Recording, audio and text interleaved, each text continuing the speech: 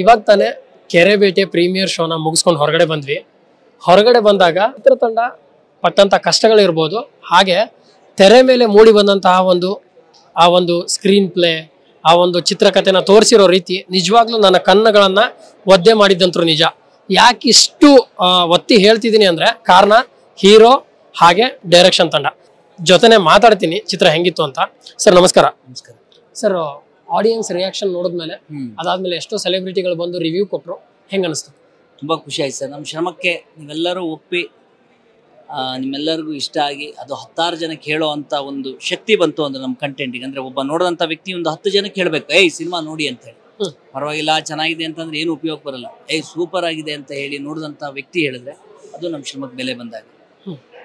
ಮೊದಲನೇ ಹಾಫ್ ನೋಡ್ಬೇಕಾದ್ರೆ ಹೀರೋಯಿನ್ಗೆ ತುಂಬಾ ಚಿತ್ರ ಹಿಂಸೆ, ಅದಾದ್ಮೇಲೆ ಒಂದ್ ಕಡೆ ಎಲ್ಲೋ ನಮಗ್ ಬೇಜಾರು ಅನ್ಸ್ಬಿಡುತ್ತೆ. ಆ ಒಂದು ಕ್ಯಾರೆಕ್ಟರ್ನ ಮಾಡುವಾಗ ಎಷ್ಟು ಮನಸ್ಸು ಗಟ್ಟಿಯಾಗಿತ್ತು ಅಂತ. ಈ ಸಿನಿಮಾ ಏನ್ ಗೊತ್ತಾ, ಸುಮಾರಷ್ಟು ಅಂದ್ರೆ ಈ ಸಿನಿಮಾ ಸ್ಕ್ರೀನ್ ಪ್ಲೇನ ನಾನು ಡೈರೆಕ್ಟರ್ ಮಾಡಿದ್ವಿ, ಡೈಲಾಗ್ಸ್ ನಾನೇ ಬರ್ದಿದ್ದು ಸಿನಿಮಾ ಇದು.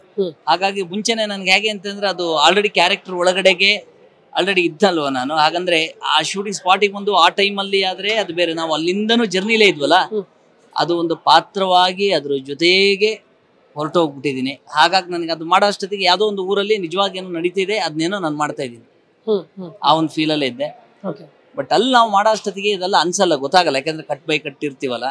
ಈಗ ಇಲ್ಲೆಲ್ಲ ನೋಡಿದಾಗೆಲ್ಲ ನಮ್ಮ ಜಡೇಶ್ ಅವ್ರು ಹೇಳಿದ್ರು, ಸರ್ ನೀವು ಆ ಹಿಂಸೆ ಮಾಡೋದನ್ನ ನೋಡಿ ನನಗೆ ನಿಜವಾಗ್ಲೂ ನಿಮ್ಮ ಬಗ್ಗೆ ಇರಿಟೇಷನ್ ಶುರು ಆಗೋಗ್ಬಿಡುತ್ತೆ, ಒಂಥರ ಹೊಡೆದು ಬರೋಣ ಅಂತ. ಬಟ್ ಆದ್ರೆ ಲಾಸ್ಟಿಗೆ ನೋಡಾದ್ಮೇಲೆ ನನಗೆ ಅದು ಬೇರೆ ತರನೇ ಆಯ್ತು. ಅದಾದ್ರೇನೆ ಅಲ್ವಾ ಅದು ನಿಜ ನಿಜ ನಿಜ. ಇಲ್ಲ ಇವಾಗ ತಾನೇ ನಾನು ಬಿಂದು ಅವ್ರನ್ನ ಕೇಳ್ತಾ ಇದ್ದೆ, ಸರ್ಗೆ ಒಂದೊಂದ್ ಸೀನ್ ಅಲ್ಲಿ ಉಗುಳು ಬಿಟ್ಟಿದ್ದೀರಾ, ಅಂದ್ರೆ ಉಗಿದು ಬಿಟ್ಟಿದ್ದೀರಾ, ಎಷ್ಟು ಗಟ್ಟಿಯಾಗಿತ್ತು ನಿಮ್ ಮನ್ಸು ಅಂತ. ಅವಾಗ ಅವ್ರು ಹೇಳಿದ್ರು, ಇಲ್ಲ ಸರ್ ನಾನು ಉಗಿಯಕ್ ಇಷ್ಟ ಇರ್ಲಿಲ್ಲ, ಅವ್ರೇ ನನಗೆ ಹೇಳಿದ್ರು ನನಗೆ ಉಗುಳು ಬರ್ಬೇಕು ಬಾಯಿಂದ ಅಂತ. ಎಷ್ಟು ಆ ಸೀನ್ ಹೆಂಗೆ ಅದು ಏನ್ ಗೊತ್ತಾ, ಆ ಒಂದು ರಿಯಾಲಿಟಿ ಬರ್ಬೇಕು ಅಂತ ಅಂದ್ರೆ ನಿಮ್ಗೆ ಹಂಗ್ ಮಾಡಿಲ್ಲ ಅಂತ ಅಂದ್ರೆ ಹೇಗಿದಾಗುತ್ತೆ, ಆ ರಿಯಾಲಿಟಿ ಬೇಕಲ್ವಾ. ಅವಳು ಉಗಿದ್ರೇನೆ ಆ ಒಂದು ಸೀನಿಗೆ ಒಂದು ಡೆಪ್ತ್. ಹಾಗಾಗಿ ಸೊ 2 ವರ್ಷದ ಶ್ರಮ ನೀವು ಹೇಳ್ದಂಗೆ ಎಕ್ಸಾಕ್ಟ್ಲಿ ತೆರೆ ಮೇಲೆ ಬಂದಿದೆ. ಹಾಗೆ ಕೊನೆಯದಾಗಿ ಕಂಟೆಂಟ್ ಇಲ್ಲ ಅನ್ನೋ ಆಡಿಯನ್ಸ್ ಗೆ ಹೇಳಕ್ ಇಷ್ಟಪಡ್ತೀನಿ. ಒಳ್ಳೆ ಪ್ರಯತ್ನ ಮಾಡಿದೀವಿ, ಒಂದು ಒಳ್ಳೆ ಸಿನಿಮಾ ಅಂತ ನೀವೆಲ್ಲರೂ ಒಂದು ಮೆಚ್ಕೊಂಡಿದ್ರ. ಅಂದ್ರೆ ಏನು ಇವತ್ತು ನೋಡಿದಂಥವ್ರು ನಿಮ್ಮೆಲ್ಲರ ಸಹಕಾರ ಆಶೀರ್ವಾದ ಇದ್ರೆ ಖಂಡಿತವಾಗಿ ಇದೊಂದು ದೊಡ್ಡ ಹಿಟ್ ಆಗುತ್ತೆ ಅನ್ನೋದು ಇಲ್ಲೆಲ್ಲರೂ ಬಂದವ್ರ ಭಾವನೆ. ನಿಮ್ಮೆಲ್ಲರ ಸಹಕಾರ ಇರಲಿ, ನಿಮ್ಮೆಲ್ಲರ ಪ್ರೀತಿ ಇರಲಿ, ಇನ್ನು ಒಳ್ಳೊಳ್ಳೆ ಸಿನಿಮಾಗಳು ಮಾಡೋಂಥ ಪ್ರಯತ್ನ ಮಾಡ್ತೀವಿ. Thank you. ಕನ್ನಡ ಚಿತ್ರರಂಗಕ್ಕೆ ಒಂದು ಒಳ್ಳೆ ಮೂವಿನ ಕೊಟ್ಟಿದ್ದೀರಾ.